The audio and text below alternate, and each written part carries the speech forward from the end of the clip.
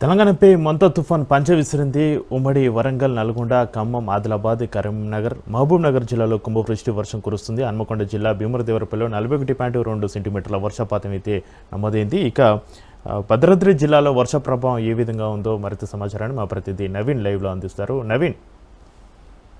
Right Chakri, మోంతే తుఫాన్ భద్రాద్రి కొత్తగూడెం జిల్లాలో దాని ప్రభావాన్ని చూపెట్టినట్లుగా కూడా చూడవచ్చు. ముఖ్యంగా మనం చూసుకుంటే మొన్న రాత్రి నుంచి కూడా విస్తారంగా కురుస్తున్నటువంటి భారీ వర్షాలకు జిల్లా వ్యాప్తంగా ఉన్న ప్రజలందరూ కూడా ఇబ్బందులు ఎదుర్కొంటున్న పరిస్థితి కూడా ఉంది. ముఖ్యంగా ఈ యొక్క తుఫాన్ తోటి రైతన్నలు మాత్రం కన్నీరు పెడుతున్న పరిస్థితి కూడా ఉంది. ఇటు భద్రాద్రి జిల్లాలో ఉన్న అన్ని ప్రాంతాల్లో కూడా ఈ తుఫాను అంటే భారీగా వర్షాలు పడటంతో ఇటు పత్తి రైతులు కావచ్చు, వరి రైతులు, మొక్కజొన్న రైతులు వీరందరూ కూడా కన్నీరు పెడుతున్న పరిస్థితి ఉంది. ఎందుకంటే ఇప్పటికే ఇటు మొక్కజొన్న ఇది వరి పంటకు సంబంధించి అనేక చోట్ల కూడా కోతలు పూర్తి చేసుకున్నటువంటి రైతులు ఆ యొక్క వడ్లు రంగు అంటే ఈ యొక్క తడిచిపోతాయని భయపడుతున్నారు. అదే విధంగా ఏదైతే వరి కంకులు రావడంతో అవి ఈ వర్షాభావంతో వంగిపోవడంతో రంగు మారే పరిస్థితులు ఉన్నాయంటూ కూడా వారు వాపోతున్న పరిస్థితి కూడా ఉంది. ఇటు పత్తి రైతులకు సంబంధించి ఏదైతే పత్తి రైతులు కూడా పత్తి పగిలిపోయి దాంట్లో ఈ యొక్క వర్షాభావం ఈ తుఫాన్ వల్ల పత్తి యొక్క తేమ శాతం పెరుగుతుంది. అదేవిధంగా పత్తి కూడా కలర్ మారుతుంటుంది. అది మార్కెట్ లో అంటే అమ్ముడుపోవడం లేదంటూ కూడా వారు వాపుతున్న పరిస్థితి కూడా ఉంది. మొక్కజొన్న రైతుల పరిస్థితి కూడా అదే విధంగా ఉన్న పరిస్థితి కూడా చూసుకోవచ్చు. ముఖ్యంగా మనం చూసుకుంటే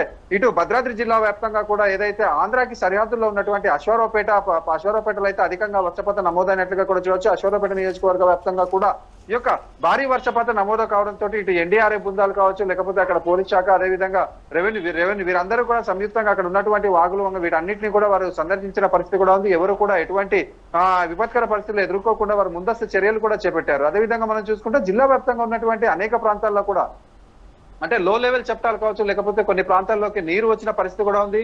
ముఖ్యంగా మనం చూసుకుంటే ఇటు జూలూరుపాడు ఏదైతే కొత్తగూడెం నియోజకవర్గానికి దగ్గరలో ఉన్నటువంటి జూలూరుపాడుకు సంబంధించి అనేక అంటే 2-3 వాగులు పొంగడంతో అక్కడ రహదారులు కూడా బంద్ అయిన పరిస్థితి కూడా ఉంది. అదేవిధంగా ఇప్పుడు ఇల్లందు, మనుగూరు, అశ్వారావుపేట, భద్రాచలం, చెర్ల ఈ ఏజెన్సీ ప్రాంతాలు అన్నింటిలో కూడా అధిక వర్షపాతం నమోదవడంతో అక్కడ ఉన్నటువంటి గిరిజన ప్రజలందరూ కూడా ఇబ్బందులు ఎదుర్కొన్నారు. ఎందుకంటే గిరిజన ప్రాంతాల్లో చాలా వరకు కూడా వారికి సరైన రహదారి కూడా ఉండదు. వారికి ఒకవేళ అంటే అనారోగ్య సమస్యలు వస్తే వారు హాస్పిటల్కి వెళ్లేందుకు కూడా దారులు లేకపోవడంతో అనేక ప్రాంతాల్లో కూడా కొంతమంది గర్భిణీలను జోలీల్లో పట్టుకొని హాస్పిటల్కి తీసుకెళ్లాల్సిన పరిస్థితి కూడా ఉంది. కొంతమంది వాగులు దాటించే పరిస్థితి కూడా నెలకొని ఉన్నట్లుగా కూడా చూడొచ్చు.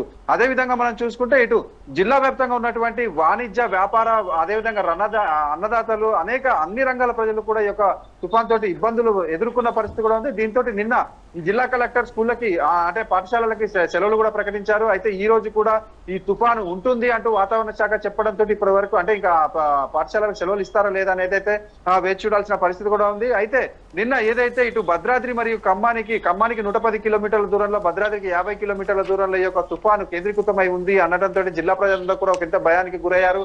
ఏదైతే వర్షపాతం ఇంకా కూడా భారీగా నమోదవుతుందా అని వారు భయపడ్డ పరిస్థితి కూడా ఉంది. కానీ ఏదైతే ఈ రోజు ఉదయం నుంచి కూడా వర్షం అయితే తెరపించినట్లుగా కూడా చూడవచ్చు. అయితే ఈ యొక్క వర్షం ఆగడం ప్రస్తుతానికి ఉందా లేదా అంటే ఆగిపోతుందా అనే తెలియాల్సింది. వాతావరణ శాఖ మాత్రం భారీగా వర్షపాతం అయితే అంటే ఇక్కడ ఉంటుందని చెప్పిన పరిస్థితుల్లో ఈ జిల్లాని కూడా రెడ్ అలర్ట్ జోన్ లో అయితే నిన్న ప్రకటించిన పరిస్థితి కూడా ఉంది. ప్రస్తుతానికి అయితే ఎక్కడ కూడా ప్రాణ నష్టం అయితే వాటిలో లేదు. ఆస్తి నష్టం వరకు మాత్రం ఇటు అంటే పొలాలు కావచ్చు, లేకపోతే ఇటు సింగరేణికి సంబంధించి కొత్తగూడెం, ఇల్లందు, మనుగూరు ఏరియాలలో సింగరేణి ప్రాంతంలో ఉన్నటువంటి అంటే అక్కడ బొగ్గు వెలికితీత పనులకైతే ఆటంకం ఏర్పడినట్లుగా అయితే జిల్లాధికారులు తెలిపారు. అయితే ఈ రోజు కూడా వర్షపాతం ఉన్నట్లయితే మాత్రం ఈ రోజు కూడా బొగ్గు వెలికితీత పనులు ఆగే అవకాశం ఉన్నట్లు జిల్లాధికారులు చెప్పిన పరిస్థితి కూడా ఉంది. మొత్తంగా మనం చూసుకుంటే మోంతే తుఫాన్ అయితే మాత్రం భద్రాద్రి జిల్లా వ్యాప్తంగా కూడా దాని ప్రభావాన్ని అయితే చూపించిందని చెప్పొచ్చు. చక్రి, నవీన్, వరి కోతలు మొదలుపెట్టిన రైతుల పరిస్థితి ఏ విధంగా ఉంది? రైతులు ఏమంటున్నారు నవీన్? ప్రస్తుతానికి వరి కోతలకు సంబంధించి అంటే చాలా మంది కూడా వరి కోతలు అయితే పూర్తి చేసినట్లుగా కూడా మనం చూడొచ్చు.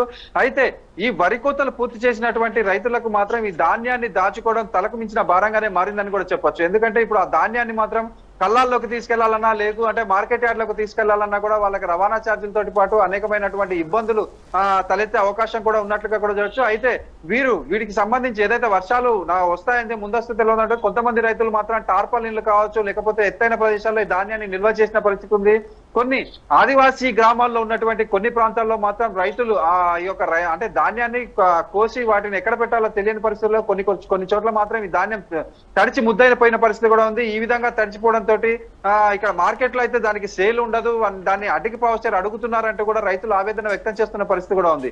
అయితే మరికొంతమంది మాత్రం రైతులు మాత్రం ఏదైతే ఈ వర్షాభావ పరిస్థితితో కంకి ఏదైతే ఇప్పుడు వరికి సంబంధించినటువంటి రంగు మారుతుంది అంటూ ఈ రంగు మారడంతో మార్కెట్ లో రేటు ఉండదు కాబట్టి ప్రభుత్వమే ఆదుకోవాలంటూ కూడా డిమాండ్ చేస్తున్న పరిస్థితి కూడా ఉంది చక్రి. ప్రస్తుతం కొనుగోలు కేంద్రాల దగ్గర పరిస్థితి ఏ విధంగా ఉంది నవీన్?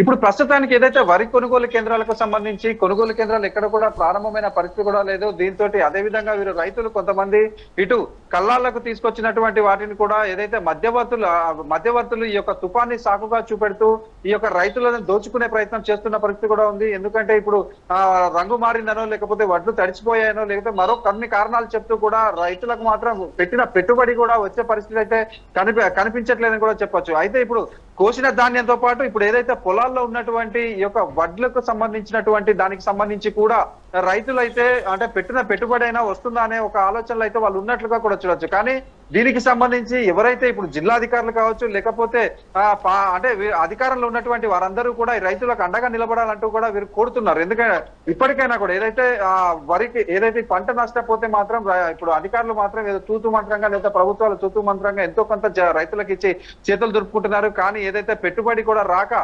కొంతమంది రైతులు ఆత్మహత్యలకు కూడా పాల్పడుతున్న పరిస్థితులలో ఇప్పుడు ప్రభుత్వాలు మాత్రం వీరిని ఆదుకోవాలంటూ అదేవిధంగా కొనుగోలు కేంద్రాల్లో కూడా ఈ తడిచిన ధాన్యానికి లేకపోతే రంగు మారిన ధాన్యానికి వారికి సంబంధించినటువంటి రేటు నిర్దేశించాలంటూ ఈ రైతులైతే కోరుకుంటున్న పరిస్థితి అయితే ఉంది. ఈ చక్రి నవీన్, తుఫాన్ ప్రభావంతో ప్రాణ ఆస్తి నష్టం వాటిల్లకుండా జిల్లా కలెక్టర్ ఎలాంటి ఆదేశాలు జారీ చేస్తున్నారు? అయితే ఏదైతే తుఫాన్ ఇప్పుడు అంటే తుఫాను వస్తుందని ముందస్తు సంకేతాల నేపథ్యంలో జిల్లా కలెక్టర్ జితేష్ పి పాటిల్ కావచ్చు లేకపోతే జిల్లా ఎస్పీ రోహిత్ రాజ్ ఇద్దరు కూడా వారి యొక్క శాఖలను అయితే సమన్వయం చేస్తూ ఎక్కడ కూడా ప్రాణ నష్టం వాటిల్లకుండా అదేవిధంగా ఆస్తి నష్టం వాటిల్లకుండా ఉండేందుకు అధికారులు అయితే దిశానిర్దేశం చేసినట్లుగా కూడా మనం చూడొచ్చు. ముఖ్యంగా మనం చూసుకుంటే జిల్లా కలెక్టర్ జితేష్ పి పాటిల్ అనేక పర్యాయాలు యొక్క అంటే సమావేశాలు పెట్టి ఎవరు కూడా అధికారులు లీవులలో ఉండొద్దు అంటూ అదేవిధంగా లోతట్టు ప్రాంతాల్లో ఉన్న ప్రజలు ఎవరు కూడా అంటే ఈ అధిక వర్షపాతం నమోదవుతుంటుందంటూ ఇది గోదావరి అంటే పెరిగే అవకాశం ఉంది. అదేవిధంగా ఇటు కిన్నెరసాని పరివాహక ప్రాంతాలు కావచ్చు లేకపోతే తాలిపై పరివాహక ప్రాంతాలు ఇటు పెదవాక అశ్వరావుపేటలో చూసుకుంటే పెదవాక ప్రాజెక్టుకు సంబంధించి అది గండి కొట్టిన పరిస్థితుల్లో దాని పరివాహక ప్రాంతాల్లో ఎవరైతే ఉన్నారో వారందరినీ కూడా సురక్షిత ప్రాంతాలకు తరలించాలంటూ కూడా ముందస్తుగానే అధికారులకు అంటే దిశానిర్దేశం చేసిన పరిస్థితి ఉంది.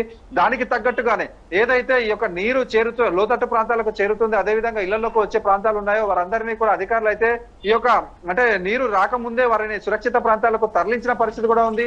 అదే విధంగా ఒకవేళ గోదావరి కనుక పెరిగితే అక్కడ ఉన్నటువంటి ఇటు గోదావరి అంటే భద్రాచలం కావచ్చు చెర్ల దుమ్ముగూడ ఈ ప్రాంతాల్లో ఉన్నటువంటి ప్రజలందరినీ కూడా సురక్షిత ప్రాంతాలకు తరలించేందుకు అధికారులందరూ కూడా అంటే సన్నద్ధమయ్యి వారికి ఏదైతే ప్రజలు ఉన్నారో వారందరికీ కూడా చెప్పిన పరిస్థితి కూడా ఉంది. అదే విధంగా మనం చూసుకుంటే ఇటు అంటే ఈ వాగులకు సంబంధించి కొన్ని లో లెవెల్ చట్టాలు ఉన్నాయి. కొన్ని చోట్ల రోడ్లు దాటద్దని అధికారులు చెప్తున్నా కూడా కొంతమంది దాటడం వలన గత సంవత్సరంలో కొన్ని ప్రాణాలు కూడా కోల్పోయిన పరిస్థితి కూడా ఉంది. ఈ సంవత్సరం అంటే ఇప్పుడు ఈ వర్షాలకు ఎటువంటి కూడా ఏర్పడకుండా ఉండేందుకైతే మాత్రం అధికారులు అదేవిధంగా పోలీస్ శాఖ ఇద్దరు కూడా సమన్వయంతో లో లెవెల్ చట్టాలు కావచ్చు లేకపోతే కొన్ని వాగులు దాటే దగ్గర కూడా వీళ్ళు గస్తీ నిర్వహిస్తూ ఎవరిని కూడా దానికి పోకుండా అంటే దాంట్లో దాటకుండా అయితే వీరు చేస్తున్న పరిస్థితి ఉంది. కొన్ని చోట్ల ట్రాక్టర్లను అడ్డుపెట్టి ఆ రహదారులు మూసివేస్తున్న పరిస్థితి కూడా ఉంది. అంటే వీరు ఎక్కడ కూడా ప్రాణ నష్టం వాటిల్లకుండా అయితే అధికారులు చర్యలు తీసుకున్న పరిస్థితి కూడా ఉంది. దీనికి పోలీస్ శాఖ పూర్తిగా సమన్వయంతో పనిచేస్తున్న పరిస్థితి ఉంది. కొన్ని ప్రాంతాల్లో ఈ ఎన్డీఆర్ఏ బృందాలు కావచ్చు లేకపోతే సింగరేణి రెస్క్యూ టీం కావచ్చు కొన్ని రెస్క్యూ టీంలు అందరూ కలిసి ఇటు అన్ని చోట్ల కూడా వీళ్ళు ప్రాణ నష్టం అయితే వాటిల్లకుండా చూస్తున్నారు. చక్రి అయితే నవీన్, తుఫాను ప్రభావంతో భద్రాద్రి జిల్లాలో వర్ష ప్రభావం ఏ విధంగా ఉంది? ఎన్ని సెంటీమీటర్ల వర్షపాతం నమోదైంది? ఈ యొక్క మోంతే తుఫాన్ ప్రభావం అయితే జిల్లాలో ముఖ్యంగా మనం చూసుకుంటే జిల్లా వ్యాప్తంగా కూడా 13.6 మిల్లీమీటర్ల వర్షపాతం నమోదైనట్టుగా కూడా మనం చూడొచ్చు. అదే విధంగా మనం చూసుకుంటే ఎక్కువ వర్షపాతం అయితే ఏదైతే ఆంధ్ర సరిహద్దుల్లో ఉన్నటువంటి అశ్వారావుపేట నియోజకవర్గంలో నమోదైనట్లుగా కూడా మనకి సమాచారం అందుతున్న పరిస్థితి కూడా ఉంది. అంటే ఆంధ్రాలో దాని ఎఫెక్ట్ ఎక్కువగా ఉంటుందని అధికారులు ముందస్తుగా చెప్పారు. దాంతో పాటు ఆంధ్ర సరిహద్దుల్లో ఉన్నటువంటి అశ్వారావుపేటలో అధిక వర్షపాతం నమోదైంది. దీంతో అక్కడ పంటలు కావచ్చు లేకపోతే రహదారులు కొంచెం ఇబ్బందికర పరిస్థితులు ఉన్నాయి. అదే విధంగా నీరు ఏదైతే అంటే ఇటు పెదవాక ప్రాజెక్టుకు సంబంధించినటువంటి నీరు కావచ్చు ఇవన్నీ కూడా అంటే వస్తాయని ముందస్తు సమాచారం ఉండటంతో అక్కడ ఎన్డీఆర్ఏ బృందాలతో పాటు ఇటు నాయకులు కూడా చేస్తున్నారు. అంటే వారు అక్కడ చూస్తున్న పరిస్థితి కూడా ఉంది. అయితే వర్షపాతానికి సంబంధించి ఇటు అంటే ఏదైతే అశ్వారావుపేట మినహా మిగతా అన్ని ప్రాంతాల్లో కూడా సాధారణ నుంచి అంటే అతి సాధారణ వర్షాలు మాత్రమే పడినట్లుగా కూడా చెప్పచ్చు. భారీ వర్షపాతం మాత్రం కేవలం అశ్వారావుపేటలోనే కురిచిందని కూడా చెప్పొచ్చు. అయితే ఈ ప్రస్తుతానికి మాత్రం వర్షం నిలిచిపోయింది. అయితే ఇక్కడ భారీ వర్షం ఉంటుందంటే అధికారులు చెప్పిన పరిస్థితి కూడా ఉంది. దీంతో ఇప్పుడు అంటే జిల్లాలో ఉన్నటువంటి అన్ని ప్రాంతాల్లో కూడా ఈ యొక్క భారీ వర్షపాతం నమోదవుతుందనే అధికారులు చెప్తున్న పరిస్థితి అయితే ఉంది చక్రి. అయితే మీరు చెప్పినట్టుగా అశ్వరావుపేట దగ్గర భారీ వర్షపాతం నమోదు అవడంతో అక్కడ పునరావాస కేంద్రాన్ని ఏర్పాటు చేశారు. పునరావాస కేంద్రాల వద్ద పరిస్థితి ఏ విధంగా ఉంది? వైద్య వసతి, భోజన వసతి ఏర్పాట్లను పర్యవేక్షణ ఏ విధంగా ఉంది? నవీన్. ప్రస్తుతానికి అశ్వరావుపేటలో భారీ వర్షపాతం నిన్న నమోదైనట్టుగా కూడా వచ్చి భారీ వర్షపాతం నమోదవడంతో అక్కడ ఈ వరి రైతులు కావచ్చు, లేకపోతే వరి పొలాలు, కొన్ని పొలాలు మాత్రం మొత్తం అంటే నీట మునిగినట్టుగా కూడా చూడొచ్చు. దీంతో అక్కడ రైతులు అయితే అంటే బాధపడుతున్న పరిస్థితి కూడా ఉంది. అదే విధంగా మనం చూసుకుంటే ప్రస్తుతానికి అంటే అక్కడ అధిక వర్షపాతం నమోదైనప్పటికీ కూడా ఎక్కడ ఇళ్లలోకి మాత్రం నీరు చేరలేదు. అదే విధంగా పెదవాగు ప్రాజెక్టుకు సంబంధించి నీరు కూడా ఎక్కడ కూడా అంటే పరివాహక ప్రాంతాల్లో ఉన్నటువంటి ఎక్కడ కూడా ఇబ్బంది అయితే తలెత్తలేదు. కానీ ఏదైతే ముందస్తు చర్యల్లో భాగంగా అక్కడ ఉన్నటువంటి వారందరినీ కూడా పునరావాస కేంద్రాలకు అయితే అధికారులు అంటే తరలించిన పరిస్థితి కూడా ఉంది. అక్కడ పునరావాస కేంద్రాల వద్ద మాత్రం ఎటువంటి తప్పిదం జరగకుండా పునరావాస కేంద్రాలకు వచ్చిన ప్రజలు ఎవరు కూడా ఇబ్బందులు ఎదుర్కోకుండా ఉండే అంటే అక్కడ ఉన్నటువంటి అధికారులు అయితే చర్యలు తీసుకున్న పరిస్థితి కూడా ఉంది. అంటే వారికి సంబంధించి పునరావాస కేంద్రాలకు వచ్చిన వారికి సంబంధించి ఇటు భోజనాల పరంగా కావచ్చు, లేకపోతే మంచినీటి పరంగా కావచ్చు, లేకపోతే అక్కడ పునరావాస కేంద్రాల్లో ఎక్కువగా మనం చూసేది పరిశుభ్రత లేకపోవడం, అటువంటి సమస్యలు ఏవి కూడా తలెత్తకుండా ఉండేందుకు మాత్రం జిల్లా కలెక్టర్ అక్కడ ఉన్నటువంటి అధికారులు మాత్రం గట్టిగా అంటే ముందస్తుగానే చెప్పిన పరిస్థితి కూడా ఉంది. ఎటువంటి సమస్యలు తలెత్తద్దు, ఎవరికి కూడా ఇబ్బందులు ఎదుర్కోకుండా చూడాలంటూ కూడా అధికారులకు చెప్పడంతో అధికారులు అయితే అక్కడ మాత్రం దీనికి సంబంధించినటువంటి పూర్తి ఏర్పాట్లు చేశారు. అక్కడ ఉన్నటువంటి పునరావాస కేంద్రాల్లో ఉన్న ప్రజలు కూడా ఎవరు కూడా ఎటువంటి ఇబ్బందులు లేవంటూ కూడా చెప్తున్న పరిస్థితి కూడా ఉంది Chakri. Right, thank you Naveen.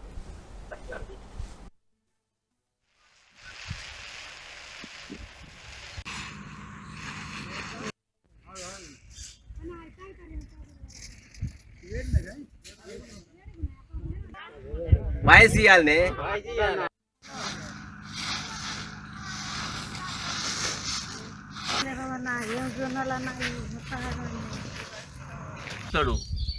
ఏమున్నది మొత్తం పంట అయితే ఆగమైంది.